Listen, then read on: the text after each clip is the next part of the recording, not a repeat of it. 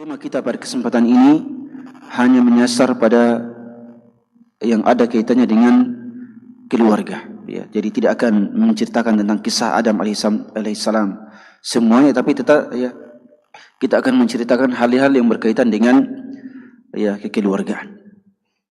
Ketika Allah Subhanahu wa taala menciptakan Nabi Adam alaihissalam, sebagaimana yang kita semua tahu,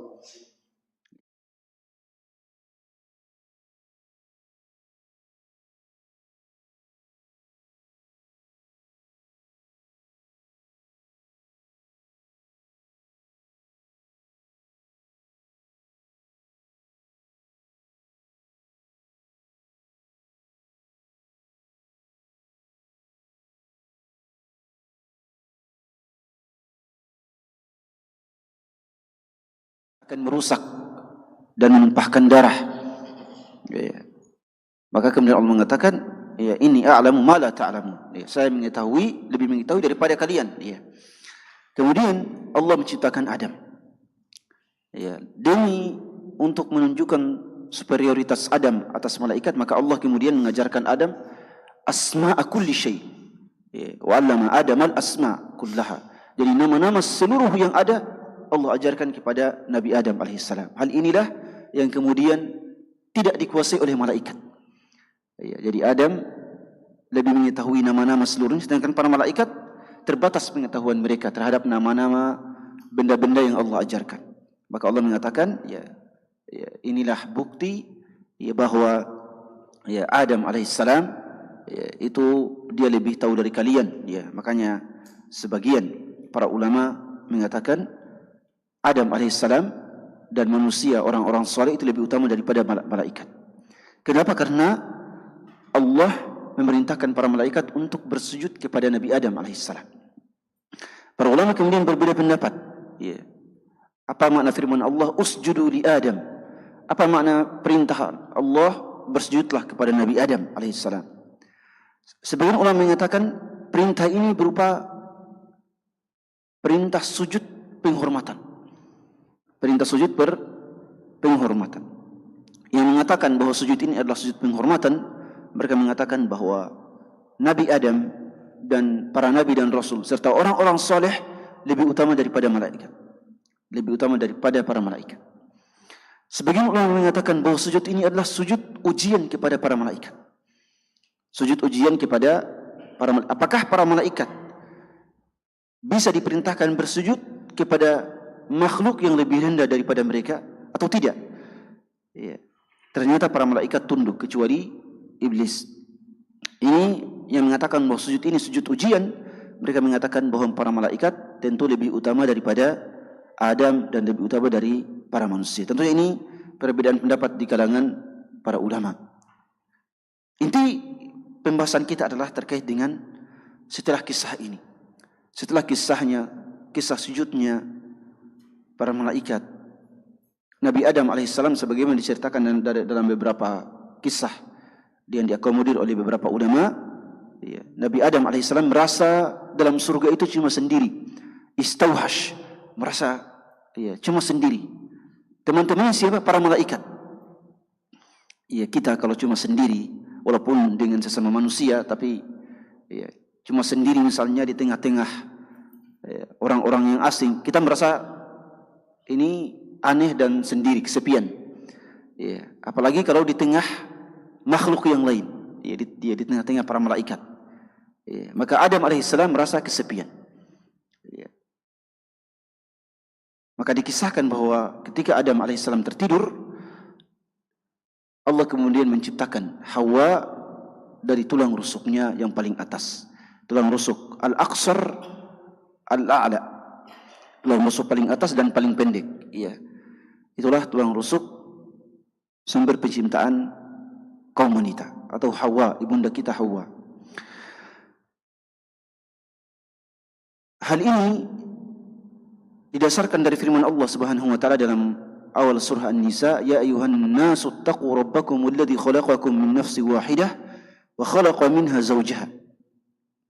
Ya, wa khalaqa minha zawjaha, bahwa kita ini kalian diciptakan dari satu manusia, itu Adam alaihissalam.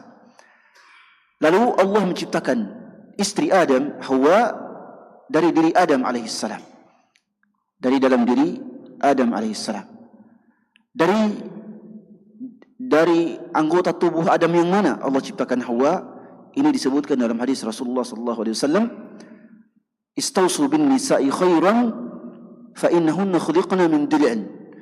Ya, kata Allah, berbuat baiklah kepada para wanita, para istri, karena para istri itu diciptakan oleh Allah dari tulang rusuk, Wa inna a'waja syai'in fi dil'i a'lah. Kata Rasulullah, dan tulang rusuk yang paling bengkok, yang merupakan sumber penciptaan wanita itu adalah bagian tulang rusuk yang paling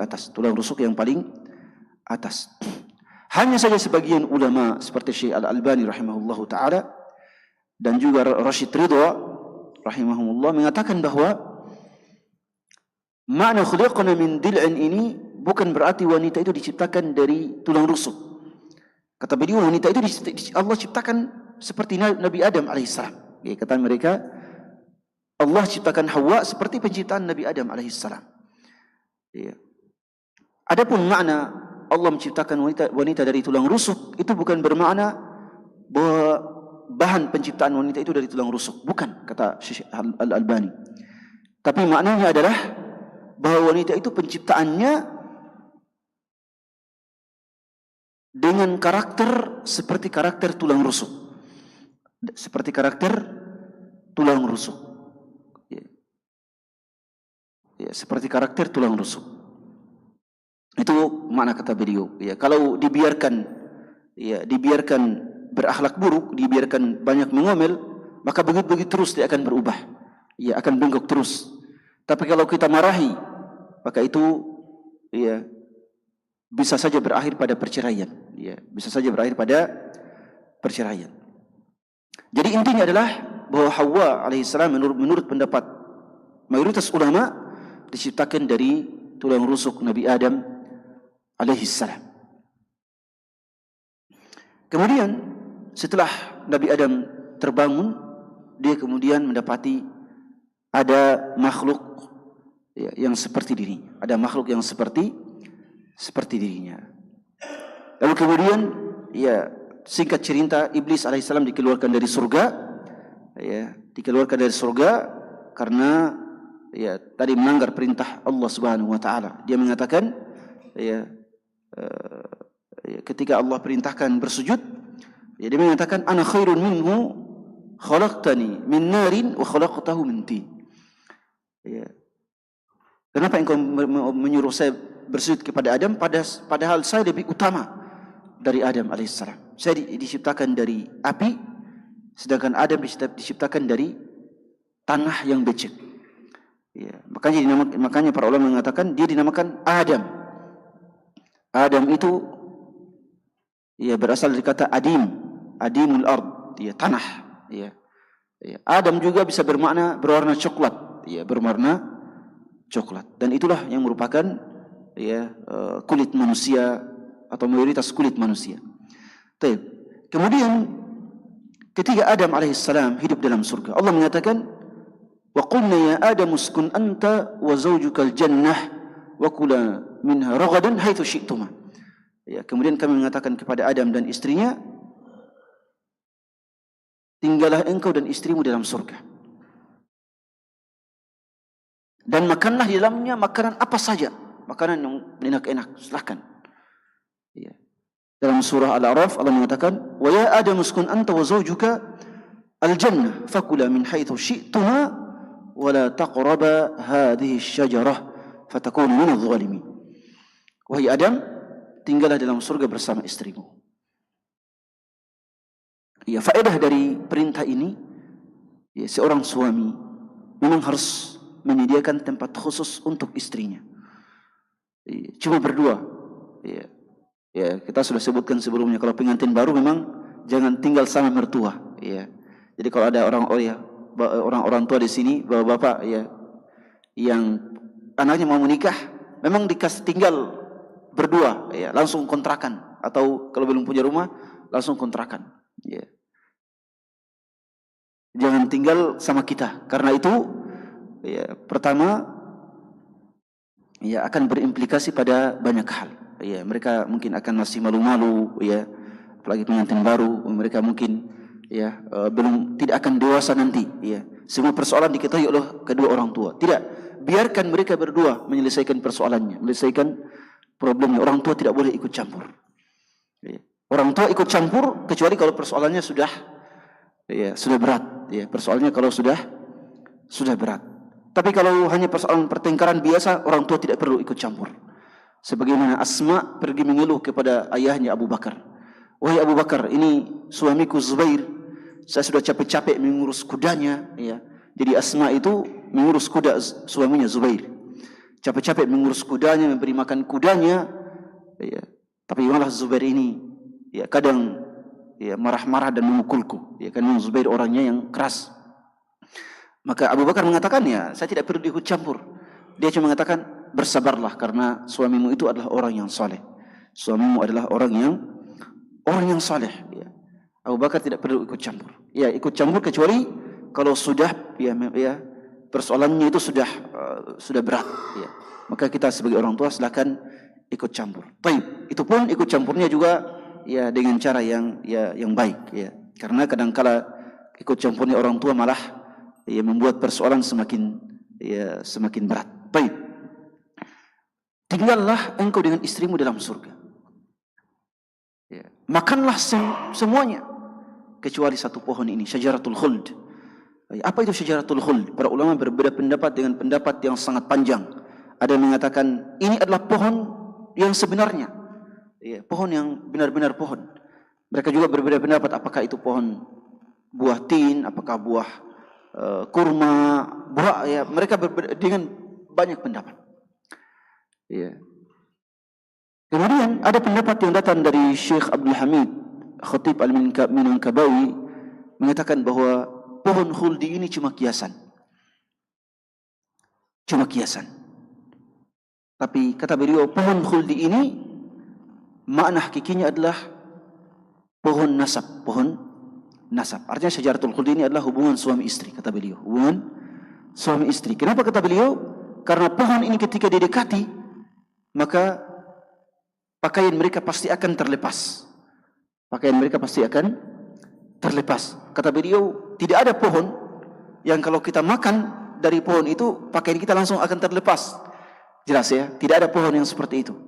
Ya, kecuali kalau pohon itu cuma kiasan. Cuma kiasan yang bermakna hubungan suami istri.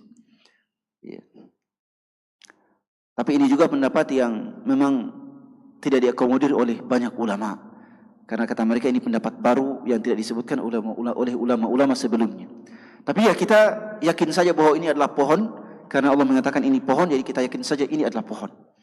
Pohon apa? Yaitu Allah tidak memberikan informasi kepada kita terkait dengan pohon itu. Intinya Allah mengatakan wala taqrabu hadhihi syajarah fatakuna minadh dhalimin.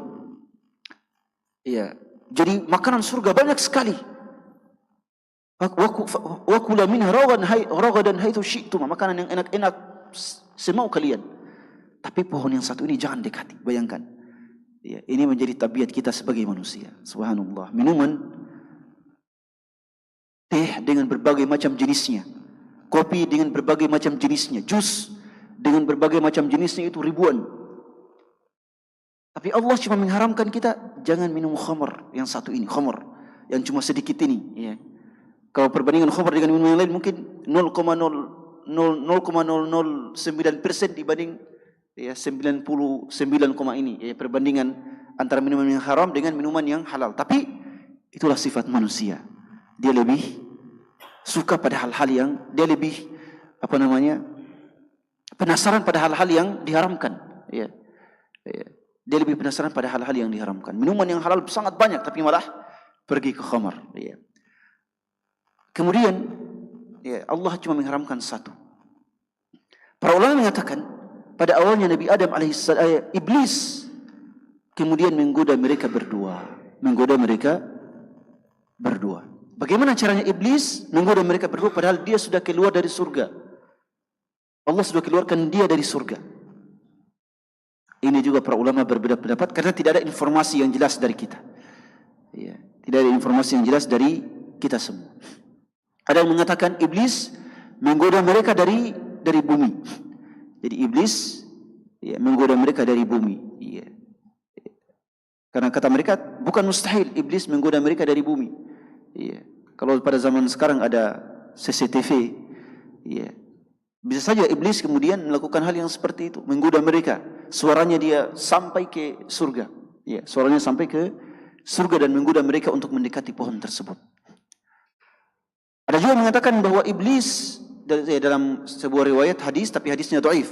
Iblis masuk ya, lewat ular, ya, lewat media ular, memasuki ular.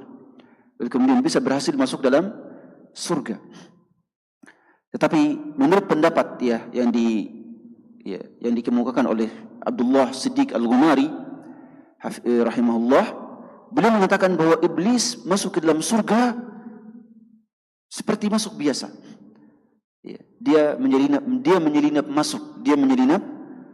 masuk. Sebagaimana dia dikeluarkan dari surga ya karena pembangkangannya, maka dia juga masuk menyelinap ke dalam surga karena juga ingin membangkang ya, demi untuk ya, menggoda Nabi Adam dan Hawa. Kata beliau yang pertama kali didekati adalah Adam alaihissalam. Tapi Adam alaihissalam sadar bahwa ini iblis. Ya, tentunya dalam bentuk yang lain, ya, dalam bentuknya. Adam alaihissalam sadar bahwa ini iblis. Ya, dia mengatakan Allah berfirman fawaswasa lahum asy-syaitanu liyubdiya lahum ma wuriya anhum min sawatihima wa qala ma nahakuma rabbukuma an tilkuma asy-syajarah illa an takuna malakaini aw takuna minal khalidin. Iblis mengatakan, wahai Adam dan Hawa, Allah tidak melarang kalian dari makan syajaratul khuld ini, pohon khuld, pohon kekekalan, kecuali dia tidak mau kalian itu jadi malaikat. Dan dia tidak mau kalau kalian kekal. Dia mengatakan, wahai Adam, kalian ini cuma manusia biasa. Kalau kalian makan pohon khuld, kalian akan jadi malaikat. Kalau kalian makan pohon khuld, kalian akan kekal. Kalau kalian ini tidak akan kekal, pasti akan mati. Tapi kalau kalian mendekati pohon ini, kalian akan kekal abadi. Adam alaihissalam menurut pendapat para ulama sadar ini dari iblis. Ya, tidak mau. Tapi iblis mendatangi istri Adam alaihissalam. Ini problem. Ya. Mendatangi Hawa, ibunda kita Hawa. Wa qasamahuma inni lakuma laminan nasihin. Kemudian iblis bersumpah, ya, bersumpah bahwa saya memang benar-benar jujur. Ya, bayangkan, saya benar-benar jujur dan menasihatimu. Ya, menasihati kalian berdua. Ya, ini memang benar-benar. Ya. Kenapa Allah melarang kalian dari pohon ini? Ya karena supaya kalian tidak kekal abadi. Maka mereka pun mendekati pohon tersebut. Tapi awalnya Adam alaihissalam tidak mau. Kemudian iblis mendekati Hawa. Dari Hawa inilah sumber bencana, sumber musibah yang menimpa mereka berdua. Dari Hawa inilah sumber mereka berdua. Kemudian Hawa merengek minta kepada Adam alaihissalam untuk mendekati pohon tersebut, untuk memetik buah pohon tersebut. Adam sebagai suami, Adam sebagai suami, karena ini istrinya yang sangat dia sayangi, akhirnya lupa dengan perintah Allah. Tidak mesti bahwa Hawa itu merayu Adam dalam satu kali, tidak mesti. Bisa saja itu berhari-hari, bisa saja berhari-hari, berbulan-bulan, sampai Adam alaihissalam lupa dengan perintah Allah subhanahu wa ta'ala. Ini godaan dari istri, godaan dari istri. Baik dia solehah atau tidak solehah, kadang rayuan dan godaannya itu bisa membuat kita terjatuh ke dalam maksiat. Baik dia solehah atau tidak solehah. Sebagaimana ibunda kita Hawa. Karena kadang memang mereka berpikir ini kebaikan, tapi ternyata keburukan. Ternyata keburukan. Hawa kemudian menggoda Adam ini, apalagi seorang istri, ini bagaimana kalau kita mendekati buah tersebut? Mungkin kali kedua Adam masih sadar, tapi kalau sudah merengek, sudah meminta terus, Adam alaihissalam akhirnya lupa. Walaqad ahidna ila Adam min qabl, dalam surah Thaha. Walaqad ahidna ila Adam min qabl fanasiya wa lam najid lahu azma. Kami telah mengambil janji dari Adam alaihissalam agar tidak mendekati pohon yang terlarang tersebut, tapi Adam lupa. Adam lupa. Ya, para ulama mengatakan, kenapa Adam dihukum padahal dia lupa? Kenapa Adam alaihissalam dihukum padahal dia lupa? Orang yang lupa kan tidak bisa dihukum. Ya. Ya, tidak bisa dihukum. Orang yang lupa salat 5 waktu misalnya, lupa tidak salat, tidak bisa dihukum. Allah pun tidak mungkin mengazabnya. Ya, karena dia lupa. Ya, kata Rasulullah, innallaha tajawaza an ummati al-khata' wa nisyan wa mastukrihu alaih. Kata Allah, ya, bahwa Allah mengampuni umatku ya, padahal yang dia lupai, padahal yang dia lakukan tidak sengaja, dan padahal yang dia dipaksa untuk melakukannya. Ya. Kemudian, ya, lalu kenapa Adam alaihissalam dihukum? Ya. Padahal dia lupa. Ya. Jawabannya adalah bukan karena lupanya, tapi karena memperturutkan hawa nafsu istrinya. Karena dia memperturutkan hawa nafsu istrinya. Ya. Maka kita juga mesti hati-hati. Ya, walaupun istri kita solihah, tapi juga kadang mereka bisa menjerumuskan kita kepada hal-hal yang tidak diridhoi oleh Allah Subhanahu wa taala. Ibunda kita Hawa saja yang sangat dekat dengan Allah bisa menjerumuskan suaminya Adam alaihissalam. Siapa yang paling bertakwa? Kita atau Hawa? Ya, kita atau Adam? Ya, istri kita atau Hawa? Ya, makanya para ulama dalam Sahih Al-Bukhari, Rasulullah sallallahu alaihi wasallam bersabda, ya, Rasulullah sallallahu alaihi wasallam bersabda dalam Sahih Al-Bukhari, laula Hawa lam tahun unsa zawjaha. Dalam Sahih Al-Bukhari dari hadis Abu Hurairah, kalau seandainya Hawa tidak menggoda Adam alaihissalam, maka para istri tidak akan mengkhianati suaminya. Ya, jadi karena Hawa telah menggoda Adam untuk mendekati itu, pohon itu, maka keturunan Hawa dari kalangan perempuan itu juga mereka cenderung untuk bisa menjerumuskan suaminya pada kesalahan dan dosa. Bisa menjerumuskan mereka, mengkhianati artinya menjerumuskan mereka pada dosa dan kesalahan. Dan ini tergantung pada karakter istri kita. Ada yang dijerumuskan, ada wanita yang menjerumuskan suaminya supaya korupsi. Mungkin dia tidak merintahkan suaminya untuk korupsi, tidak. Tapi dengan segala permintaannya, saya ingin ini, saya ingin ini. Akhirnya suaminya terpaksa harus korupsi, terpaksa harus melakukan hal-hal haram dalam mencari rezeki. Atau istrinya yang kemudian melarang suaminya untuk beramal soleh, melarang suaminya untuk beramal soleh. Apalagi mungkin sudah dekat para utusan dai yang sudah punya istri, oh jangan tinggalkan saya, jangan tinggal saya. Kalau mau berdakwah, jangan tinggalkan saya. Itu juga godaan-godaan, Ini juga godaan-godaan. Silahkan dibawa istrinya. Kalau saya sudah yang punya istri, silahkan dibawa. Karena itu merupakan haknya. Intinya bahwa memang di kalangan istri itu ada istri-istri yang melarang kita dari beramal saleh. Ada yang membuat suaminya bermaksiat. Ada istri yang melarang suaminya dari amalan saleh. Ada istri yang membuat suaminya tidak bisa melaksanakan amalan yang paling utama. Tidak bisa melaksanakan amalan yang paling utama. Ada istri-istri yang kemudian tidak mau suaminya beramal maksimal untuk dakwah, untuk ibadah kepada Allah, dan sebagainya. Ada seperti itu, dan semua ini merupakan faktor dari turunan dari sikap Hawa alaihissalam. Laula Hawa lam takhun unsa zawjaha. Kata Rasulullah dalam Sahih Al-Bukhari, kalau seandainya Hawa tidak menggoda Adam alaihissalam, tidak mengkhianati Adam alaihissalam, maka istri-istri kita tidak akan mungkin mengkhianati kita. Tapi itulah problemnya. Rasul mengatakan takfurnal ashir. Para wanita itu masuk neraka karena suka tidak berterima kasih kepada suaminya. Tapi ada seorang ulama, Syekh Abdurrahman As-Saqaf rahimahullah, dalam salah satu bukunya Balabid At-Taghrid, beliau mengatakan istri tidak berterima kasih kepada suami, kata beliau, ini Kata beliau, cuma minoritas istri, kata beliau. Atau pada hal-hal tertentu, kata beliau. Karena secara umum, kata beliau, kalau kita melihat kondisi keluarga, yang paling banyak berterima kasih kepada suami, kepada pasangan itu istri, bukan suami, kata beliau. Apa contohnya? Beliau contohkan. Kalau istri sakit, ya, kalau istri sakit parah, atau tidak punya anak, atau mandul, maka suami kecenderungannya akan menikah lagi. Ya.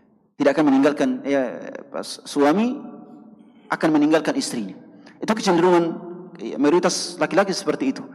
Ya, kalau istrinya sakit parah, tidak mandul dan sebagainya, ya, kecenderungan suami pasti akan meninggalkan istrinya dan menikah lagi. Ditinggalkan dalam artian diceraikan atau tetap jadikan istri, tapi dia akan menikah lagi. Ya, kata beliau. Tapi coba kalau suami yang sakit. Coba kalau suami yang sakit, kata beliau. Ya. Kata kecenderungan istri itu tidak akan pergi mencari laki-laki yang dia tetap akan bersabar terhadap suaminya. Ya, kata beliau, ini menandakan bahwa istri itu lebih berterima kasih daripada suami. Ya. Ya. Tapi ini tentu dalam kondisi tertentu, tetapi secara umum, ya, sebagaimana sabda Rasulullah SAW, bahwa kaum wanita memang banyak tidak berterima kasih kepada kebaikan suami.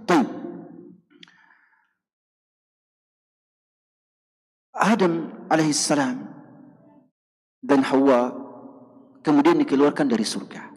Karena apa? Karena sebab Hawa. Karena sebab Hawa dikeluarkan dari surga. Maka kemudian Nabi Adam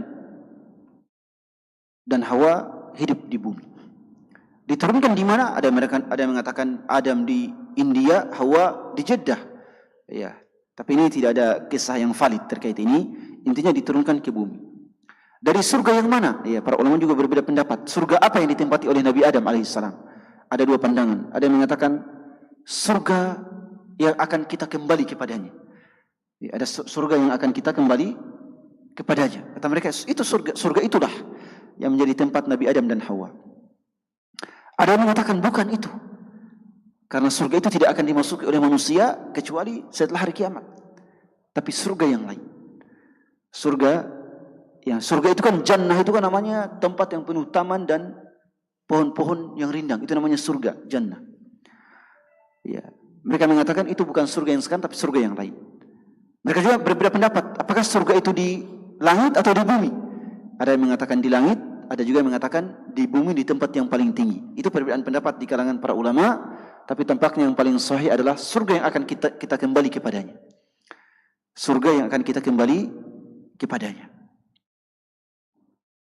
Lalu kemudian hidup di bumi. Kemudian mereka hidup di bumi. Ya. Atau sebelumnya, ketika mereka melakukan pelanggaran, aurat mereka terbuka.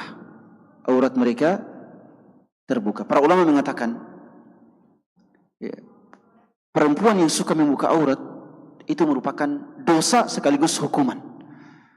Ya, jadi terbukanya aurat itu dosa, maksiat sekaligus dalam waktu yang sama adalah hukuman. Sebagaimana hukuman bagi Adam dan Hawa. Mereka melakukan dosa dan dihukum dengan terbukanya aurat mereka. Ya. Jadi membuka aurat itu dosa sekaligus hukuman dari Allah. Ya, tetapi malah dibangga-banggakan. Ya. Kemudian mereka diturunkan ke bumi, hidup di bumi. Para ulama mengisahkan bahwa Adam alaihissalam dan Hawa memiliki anak. Setiap punya anak, maka anak mereka kembar, laki-laki dan perempuan. Setiap punya anak mereka kembar, laki-laki dan perempuan, laki-laki dan perempuan. Tentunya anak-anak mereka harus dinikahkan. Ya, tidak mungkin punya keturunan kalau tidak menikah. Tapi ini kan saudara dengan saudari. Kan pada zaman tersebut, ya belum ada yang namanya syariat pengharaman menikahi saudara pada zaman Adam alaihissalam. Tapi aturannya, Saudara kembar tidak boleh menikahi saudarinya, saudari kembarnya. Tapi kalau dia mau menikah, maka dia harus menikahi saudarinya yang non kembar, saudarinya yang non kembarnya. Ya, misalnya Qabil dan Habil. Ya, dikisahkan Qabil dan Habil itu persoalannya adalah wanita. Ya, walaupun dalam Al-Quran tidak disebutkan secara khusus bahwa persoalannya wanita, tapi dalam kisah-kisah yang ada, ya dalam beberapa athar Ibnu Abbas, riwayat Ibnu Abbas dan beberapa sahabat, persoalannya adalah wanita. Ya, jadi Habil, Adam alaihissalam perintahkan untuk menikah dengan saudari kembarnya Qabil. Ya, tapi Qabil tidak mau karena saudari kembarnya adalah wanita yang paling cantik. Ya, putri Nabi Adam yang paling cantik. Jadi Qabil ingin menikahi saudari kembarnya. Ya, jangan menikahi dia, saya yang menikahinya. Ya, melakukan pelanggaran. Ya, tapi Habil, ya tentunya apa? Tapi Adam alaihissalam tetap memerintahkan Habil harus menikah dengan putri saudari kembarnya Qabil. Tapi Qabil tidak terima. Akhirnya Nabi Adam alaihissalam memerintahkan mereka ya, untuk berkurban. Ya, untuk apa? Melakukan pengorbanan. Ya, melakukan pengorbanan. Siapa yang diterima kurbannya, itulah yang menikahi putrinya tersebut. Ya. Maka Habil berkurban dengan kambing karena dia peternak. Habil berkurban dengan kambing yang gemuk. Ya. Sedangkan Qabil karena dia mungkin juga bukan orang yang soleh, dia petani. Dia melakukan pengorbanan dengan hasil panen yang buruk, hasil panen yang sudah rusak-rusak. Ya. Dan disimpan di sebuah lapangan. Ya. Zaman dulu kan kalau pengorbanan itu, ya kata para ulama, itu datang api dari langit. Ya. Penerimaan kurban itu kalau disambar api dari langit. Zaman dahulu. Ya. Ya, sebagaimana disebutkan oleh Allah dalam beberapa dalam ayat Al-Quran. Ya, apa namanya dalam ayat ya fatakuluhan nar, ya. Ya, pengorbanan yang disambar oleh api, ya. Kemudian datanglah api dari langit dan yang disambar adalah kambingnya siapa? Habil. Ya, sedangkan hasil panennya Qabil tidak disambar. Itu artinya pengorbanan Habilah yang diterima. Nah, sebagaimana dalam surah, ya, dalam surah apa? Al-A'raf, ya.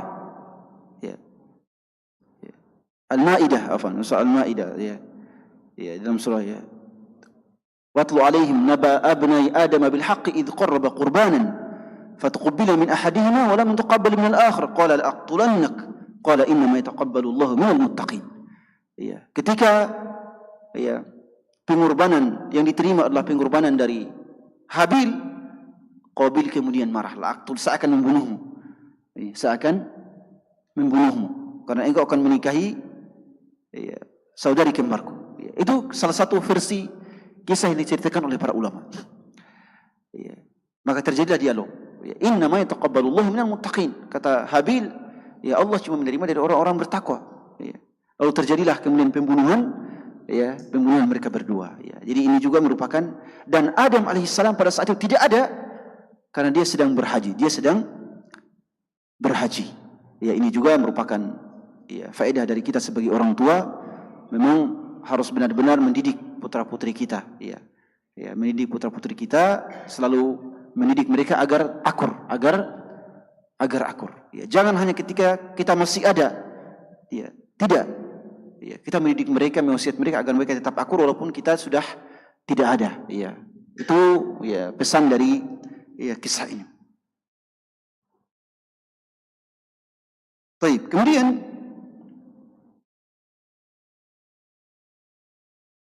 di antara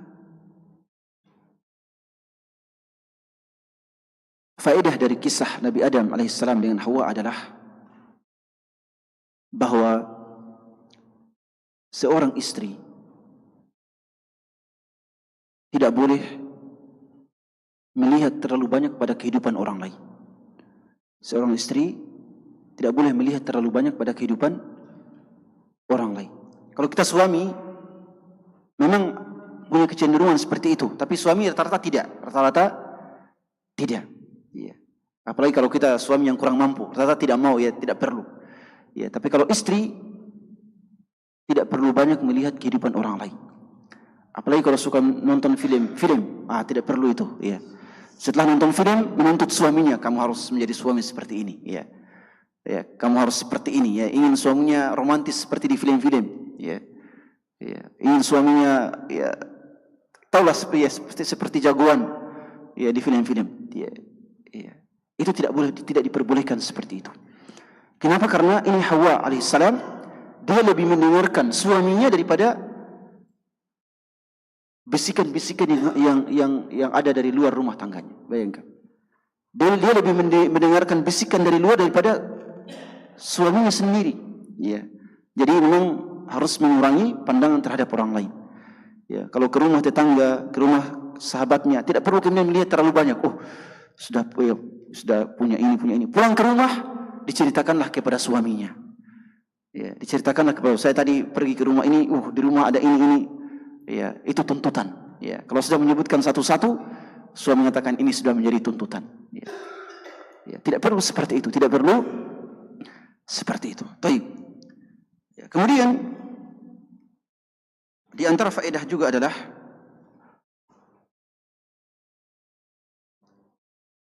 bahwa maksiat itu menjadi sumber, ya, ketidakbahagiaan dalam rumah tangga. Maksiat itu merupakan sumber ketidakbahagiaan dalam rumah tangga. Kalau maksiat Adam alaihissalam sampai mengeluarkan Adam dan Hawa dari surga yang merupakan tempat kebahagiaan, maka maksiat kita semua mengeluarkan kita dari surga yang ada dalam hati kita, yaitu kebahagiaan. Ya, jadi surga itu ada dua. Ya, surga dalam hati yang kita rasakan kenyamanan, ketentraman, kebahagiaan, dan surga berupa tempat. Ya. Kata Ibnu Taimiyah rahimahullah, la yadkhulul jannata ahadun al-jannah hatta takunul jannatu fi qalbihi. Ya. Atau seperti itu kata beliau. Seseorang tidak akan masuk surga di akhirat sampai dia merasakan surga dalam hati. Artinya kebahagiaan, ya, dalam taat kepada Allah Subhanahu wa taala. Ya, jadi Hawa dan Adam alaihissalam kemudian hidup.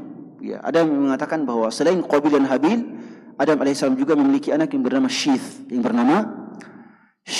dan Syith inilah yang mewarisi, ya, ketakwaan, kesolehan, ya, dan, ya, ketakwaan dan kesolehan Adam alaihissalam. Syith, ya. Ya, dan artinya ketika Adam meninggal, Syith inilah yang memerintahkan kepada kebaikan dan, ya, melarang dari kemungkaran. Ya, putranya yang bernama Syith, yang merupakan kakeknya Nabi Nuh alaihi assalam.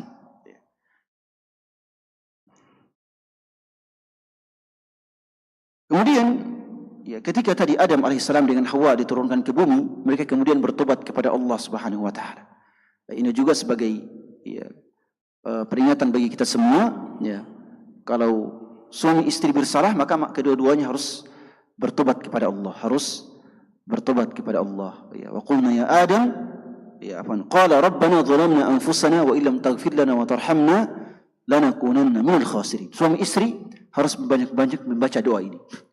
Rabbana dhalamna anfusana wa illam taghfir lana wa tarhamna lanakunanna minal khasirin. Ya, kemudian cerita ini, ya, cerita kisah Nabi Adam dan Hawa, ya, kemudian, ya, mereka hidup, ya, dalam waktu yang lama pada zaman dahulu. Tentunya Adam alaihissalam memiliki tinggi 60 hasta dan lebarnya 7 hasta. Ya, mungkin sekitar 20, ya. 20 kali 4, ya. Mungkin 20 kali 4 meter mungkin. Ya, sekitar itu, ya. Iya. Hah? Iya, betul, ya, tidak bisa masuk pintu, ya. 20 kali 4 meter, mungkin sekitar itu, ya. Ya, dan itu merupakan tubuhnya penduduk surga. Ya, tubuhnya penduduk surga juga seperti itu. Ya. Ketika kita masuk surga, insyaallah tubuh kita kemudian Allah besarkan. Ya. Faedahnya apa? Kenapa Allah besarkan? Karena kata ya Ahmad Khatib Al-Minangkabawi rahimahullah mengatakan supaya kita lebih menikmati surga. Ya, semakin besar tubuh seseorang, ya, maka ya semakin dia nikmati, yaitu surga. Karena kata beliau semakin banyak sel-sel kita, ya semakin banyak, ya semakin banyak kenikmatan yang kita rasakan. Ya, kata beliau. Jadi yang paling banyak menikmati kehidupan dunia itu oleh orang yang gemuk mungkin ya. Yang enak itu ya, masya Allah. Taib. Ada pun penduduk neraka, mereka juga dibesarkan tubuhnya. Ya, tapi besar tubuhnya, masya Allah ya. Kalau dia duduk dalam sebuah hadis, dalam hadis Bukhari, ya, penduduk neraka kalau mereka duduk, maka pantat mereka itu menutupi antara Mekah dan Madinah. Ya, ya itu ya dibesarkan, ya, dibesarkan tubuh mereka karena untuk lebih merasakan azab dan siksa. Taib. Ya, Adam alaihissalam kemudian hidup dalam waktu yang lama, ya hidup di dunia, ya, dan kemudian melahirkan banyak anak, ya, lalu kemudian kita semua. Jadi kita semua mewarisi sifat Hawa dan Adam alaihissalam. Ya, kita semua. Walaqad ahidna ila Adam min qablu fanasiya. Ya, Adam lupa. Maka kita pun ya kita suami seringkali lupa. Ya. Ya, tentunya manusia itu lupa karena Nabi Adam lupa. Tapi kebanyakan yang lupa itu siapa? Kita suami memang begitu ya. Tabiat kita sebagai suami itu lupa. Ya. Kita disuruh untuk beli 5 hal di pasar, tapi ya yang dibeli cuma 3 atau 4, yang satunya dilupa apa tadi. Ya. Ya. Tapi kalau perempuan, masya Allah ya, ya, dia rencana beli 10 di pasar, tiba di pasar, ya, malah 20 yang dibeli. Ya itu sudah karakter mereka, karakter mereka. Kemudian ya di antara faedah lain adalah bahwa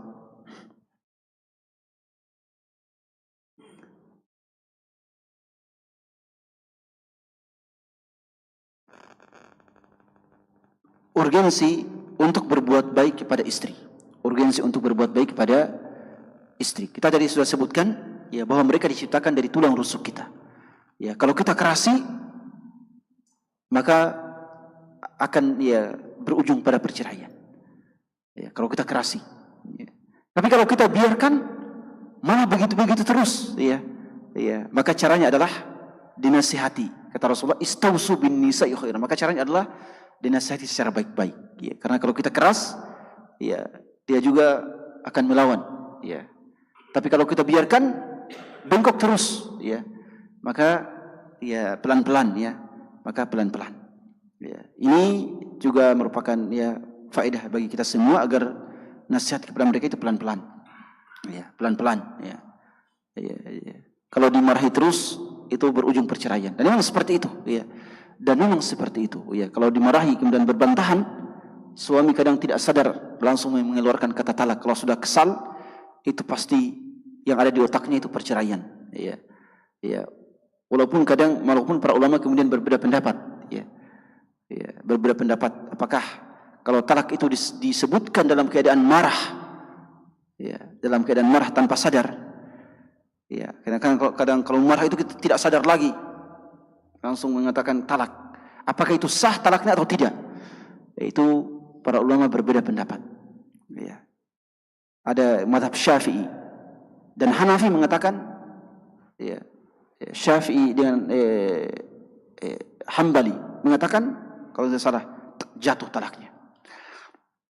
Kalau dia ya ucapkan talak dalam keadaan marah. Kenapa? Karena talak itu memang datang ketika marah. Kata mereka jarang ada orang yang menceraikan istrinya dalam sambil tersenyum, ya. Jarang, ya. Sambil tersenyum mentalak istrinya. Kata mereka memang talak itu dominannya adalah dari orang yang marah. Jadi baik marah tidak marah, talaknya jatuh. Baik ketika marah itu dia sadar atau tidak sadar, talaknya jatuh. Ya. Kemudian madhab Hambali dengan Maliki, ya, atau Hanafi itu mengatakan, ya, kalau suaminya marahnya sampai tidak sadar, itu talaknya tidak jatuh. Ya. Kata mereka karena ada hadis, la talaqa fi ighlaq. Tidak ada talak ketika akal tertutup. Ya, ketika akal tertutup. Ya, pekan lalu ada semahas di Stiba, ya, ada akhwat yang punya skripsi, ya, ya, penelitian terakhir-akhirnya pada persoalan ini. Terakhir saya tanya, antum mau ambil pendapat yang mana? Ya, anti mau ambil pendapat yang mana? Ya, pendapat yang mengatakan talak dalam keadaan marah jatuh atau tidak jatuh? Ya, ya, dia mengatakan tidak jatuh, Ustaz. Ya, ya, tidak jatuh. Ya, ya, saya bilang, ya kalau begitu antum anti rentan akan dipermainkan oleh suami. Ya, ketika suami mengatakan talak, lalu kemudian besoknya akan datang, oh kemarin itu saya ucapkan talak karena saya tidak ini, Pak, saya tidak sadar. Ya, ya, jelas ya. Ya. Mau 1000 kali talak, suami kemudian datang beralasan kemarin, ya saya tidak sadar saya ucapkan talak. Ya, karena sadar tidak sadarnya itu kan yang tahu siapa cuma suami, orang lain tidak akan tahu. Ya, jadi perbedaan pendapat di kalangan ulama, tapi kita untuk membatasi ini, ya maka ditutup pintunya. Ya, jadi talak marah atau tidak marah, tentunya ya tetap jatuh, ya kecuali kalau memang tidak sadar seperti orang tidur mengucapkan talak, ya. Orang mimpi dalam tidur lalu mengucapkan talak, istrinya di samping, ya itu tidak jatuh, ya karena dia dalam keadaan tidak sadar. Ya, adapun dalam keadaan marah, ya maka ya itu jatuh talaknya. Baik. Barakallahu fikum wa jazakumullahu khairan. Ini masih ada ya beberapa hal, tapi ya ternyata sangat panjang. Ya, kisahnya, tapi ini terkait dengan keluarga. Insyaallah kita akan pada berikutnya kita akan berpindah pada keluarga yang lain. Ya, ada keluarga Imran, ada keluarga Imran alaihissalam, ada keluarga Maryam ya alaihissalam, kemudian ya keluarga Nabi Yusuf alaihissalam, ya Nabi Yakub dengan Nabi Yusuf, ya dan juga keluarga-keluarga yang lain. Ya, barakallahu fikum wa jazakumullahu khairan. Ya, kalau ada pertanyaan dipersilahkan. Mungkin satu ya atau dua.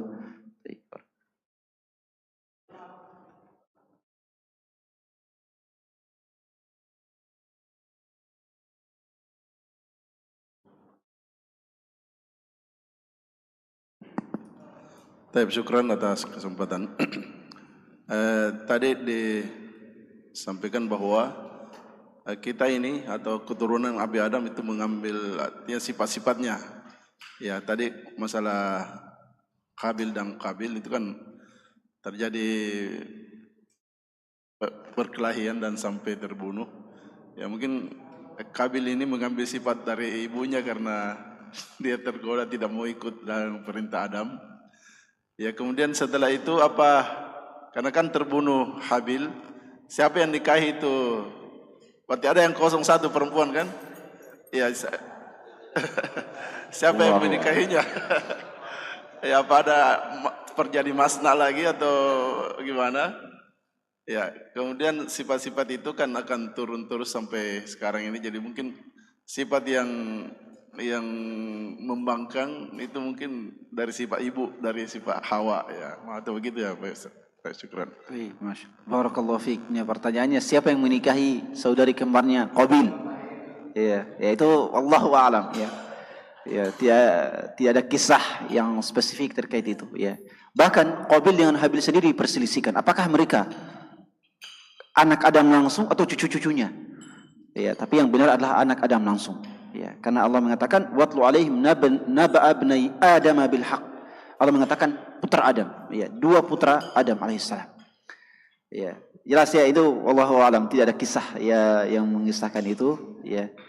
Adapun terkait dengan sifat-sifat kita sebagai manusia, memang turunan dari sifat Adam alaihissalam. Sifat Adam dan Hawa itu terus sudah menjadi turunan. Kata para ulama, kita ini berbuat salah dan lupa karena ayah kita lupa, Adam alaihissalam. Ya, demikian pula Hawa. Laula Hawa lam tahun untha zaujaha. Ya, kalau seandainya Hawa tidak mengkhianati Adam dengan godaan tersebut, maka istri-istri kita akan ya tidak akan juga membangkang, ya. Tapi ya itulah sifat wanita, itulah sifat wanita. Jadi memang kita ini merupakan turunan dari sifat Adam dan Hawa alaihimassalam. Tetapi sekali lagi bahwa walaupun kita memiliki sifat pembangkang, sifat dosa, maksiat, kesalahan, tapi kita harus mengikuti sikap mereka. Ketika berdosa dan bermaksiat langsung bertobat kepada Allah. Qala Rabbana zalamna anfusana wa illam taghfir lana wa tarhamna lanakunanna minal khasirin. Makanya dalam sabda Rasulullah SAW, sebaik-baik manusia adalah pendosa yang bertobat. Iya, kullu bani Adam khata'un wa khairul khata'ina at-tawwabun. Seluruh anak Adam pasti bersalah dan berdosa. Dan sebaik-baik orang yang berdosa adalah yang bertobat, ya sebagaimana Adam dan Hawa ketika bersalah langsung bertobat kepada Allah Subhanahu wa taala. Barakallahu fikum. Ya, ada lagi yang terakhir? Ya. Siapa ini? Iya. Baik. Assalamualaikum warahmatullahi wabarakatuh. Waalaikumsalam. Ada penjelasan tadi yang cukup menarik untuk bisa kita diskusikan. Tadi disebutkan bahwa dan memang ini fakta bahwasanya kadangkala rumah tangga itu bisa timbul masalah kalau kemudian orang tua atau mertua sering ikut campur. Dan ini bukan 1-2 rumah tangga, banyaklah seperti itu. Karena itu sebaiknya kalau kita ini sudah menikah, itu jangan lama-lama tinggal sama mertua atau orang tua. 1 minggu 2 minggu lah ya. Iya, itu lama itu Ustaz, lama lah. Iya, artinya itu akan tetap ada celah untuk orang tua atau mertua campur di situ. Nah sebaiknya kalau kita ini sudah berumah tangga, ya carilah rumah kontrakan, itu paling dekat. Kalau paling jauh pergilah merantau. Itu tidak gampang diintervensi orang tua karena kita kan jauh kan, ya.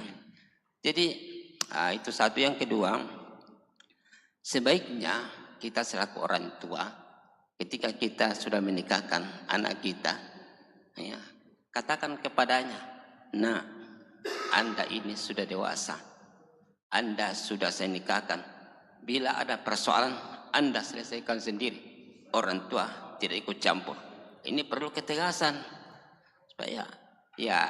Dan kalau kita bilang begitu, ya, kita akan mengatakan, ya, saya tidak boleh campur sama anak saya, sama menantu saya, karena saya sudah bilang dulu bahwa saya tidak ikut campur dengan urusan rumah tangga kalian. Ini perlu untuk kita, ini para orang tua atau ya para orang tua yang mau menikah.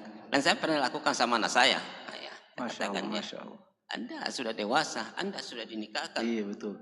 Urus rumah tangganya sendiri. Saya tidak mau, kami tidak akan campur dengan urusan itu. Ya. Sekira itu. Masya Allah, barakallahu fiik. Jazakallahu khair. Memang perlu kedewasaan anak-anak kita. Mereka harus selesaikan problem sendiri. Ya, kadang dalam pembinaan mahasiswa, itu mahasiswa izinnya muter dulu. Ya, itu ustadznya ada di depan. Tapi izinnya dulu muter dulu ke orang tuanya. Ya, orang tuanya yang izinkan. Sampai kapan bisa dewasa, sudah umur 23 tahun, 24 tahun, izinnya harus lewat orang tua. Ya. Ya, harus ada kedewasaan, ya, seperti itu. Seperti ya Ustadz sampaikan, memang harus ada kedewasaan, harus berani. Ya. Kalau sedikit-sedikit izinnya sama orang tua, kapan bisa bisa menyelesaikan problem sendiri. Oleh sebab itu memang ya perlu kedewasaan ya dalam berpikir, ya, dan anak-anak kita memang sejak kecil diajar untuk dewasa, ya. Kita kan sering sebutkan para sahabat itu tidak dewasa, tidak berusia 15 tahun kecuali siap menikah, siap berjihad dan siap berdakwah. Ya, itu sudah sikap mereka, para sahabat. Ya, kita sekarang tidak mungkin seperti itu, mustahil, ya. Tapi minimal umur 22 tahun lulus kuliah lah. Kita anggap lulus kuliah, siap menikah, siap berjihad dan siap berdakwah. Ya, kita minimal seperti itu. Karena tidak mungkin 15 tahun.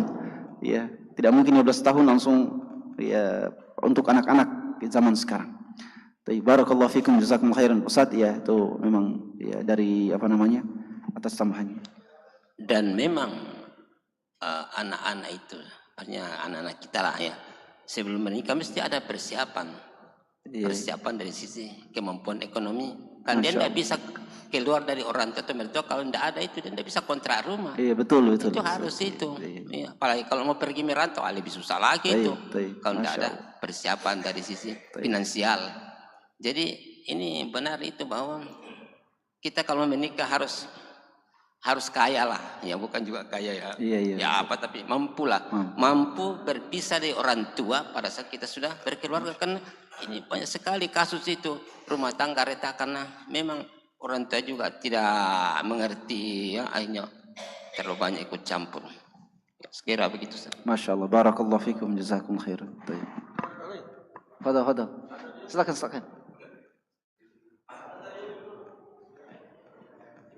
Terakhir ya, supaya ini sudah menunggu. Satu ya. Baik, bismillahirrahmanirrahim. Langsung saya Ustaz, pertanyaan yang pertama terkait dengan surga ini Ustaz.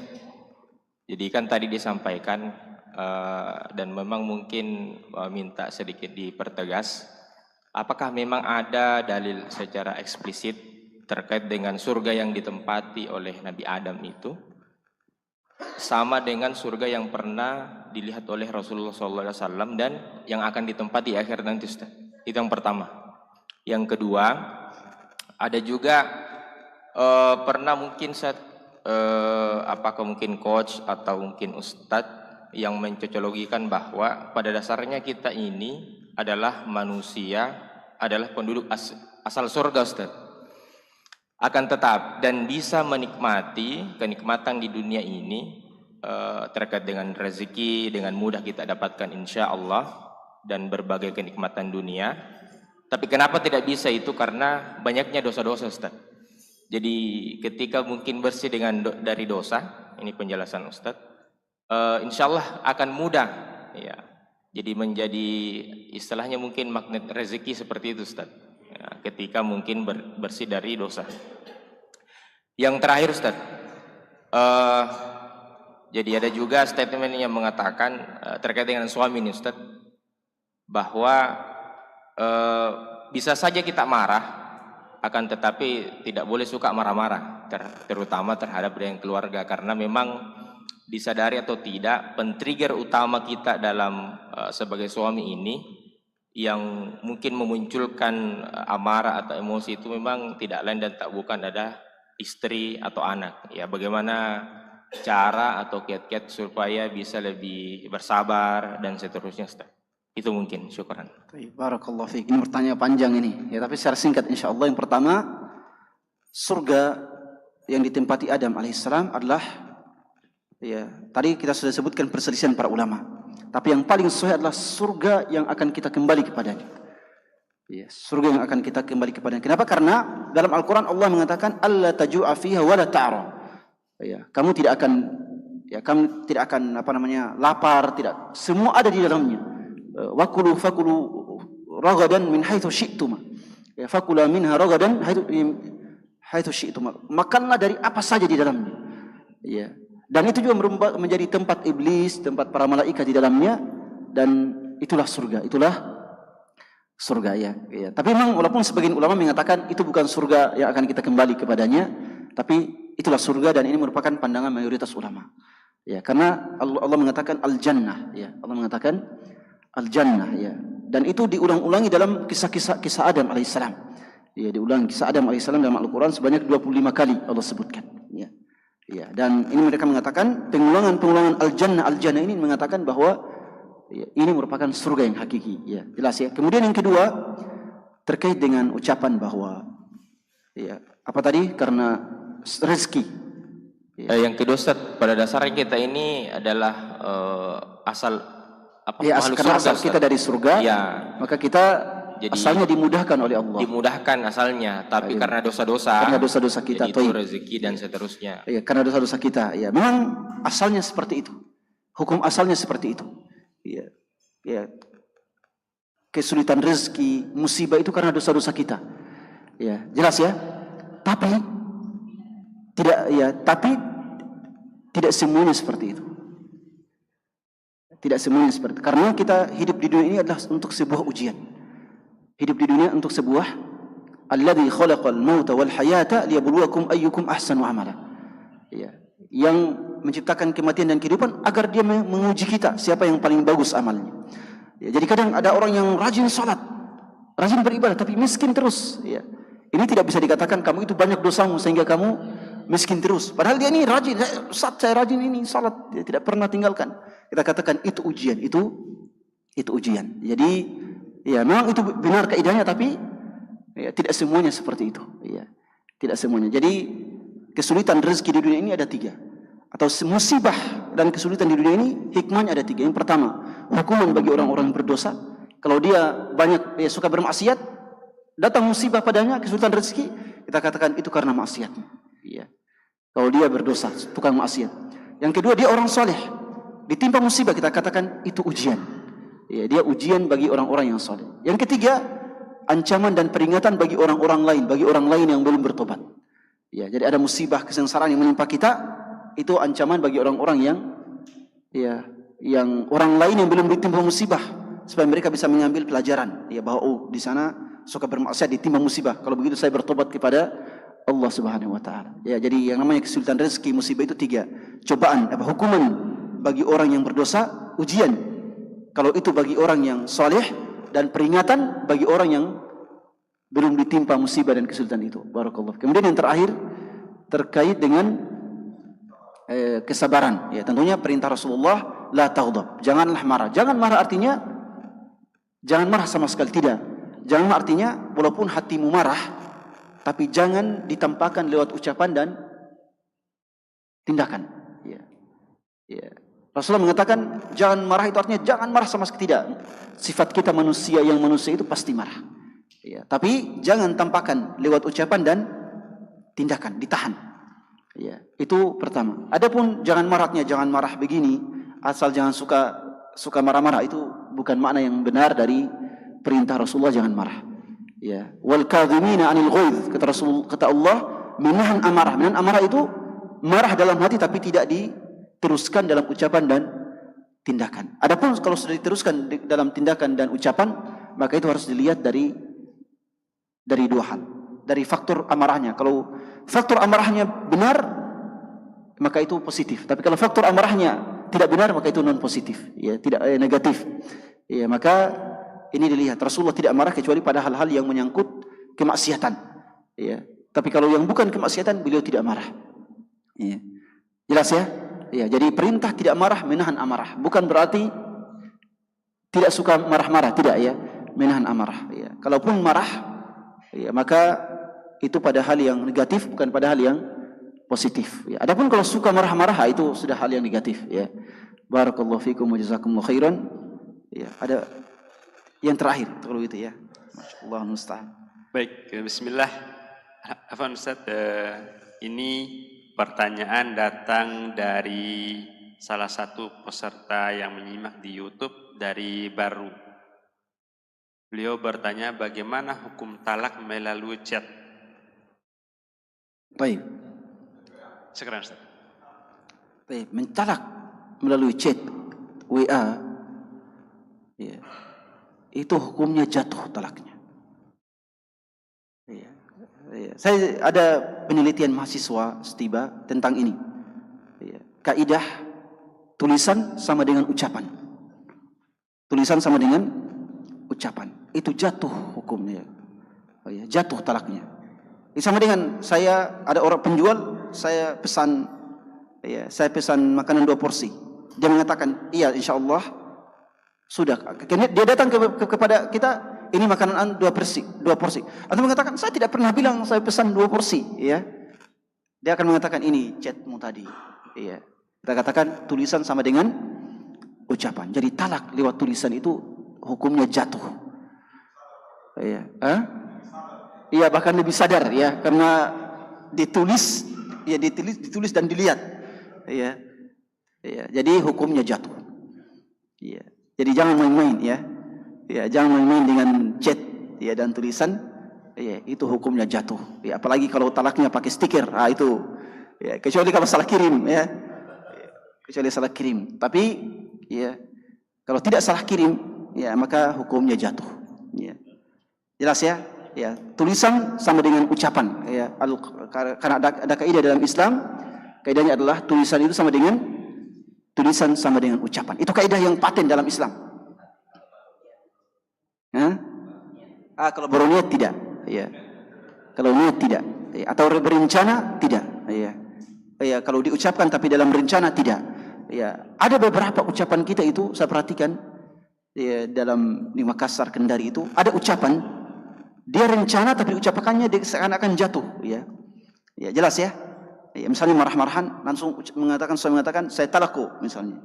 Itu ancaman sebenarnya, bukan penjatuhan talak. Jelas ya? Itu ancaman. Ya, maksudnya kalau masih marah-marah saya akan tapi bahasanya seperti itu ya. Jadi ini semua memang tidak bisa dihukumi kecuali didatangkan dua-dua. Ya.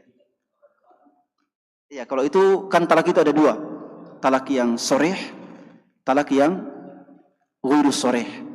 Ya, talak itu dua, soreh dan ghairu soreh. Talak yang jelas dan non jelas.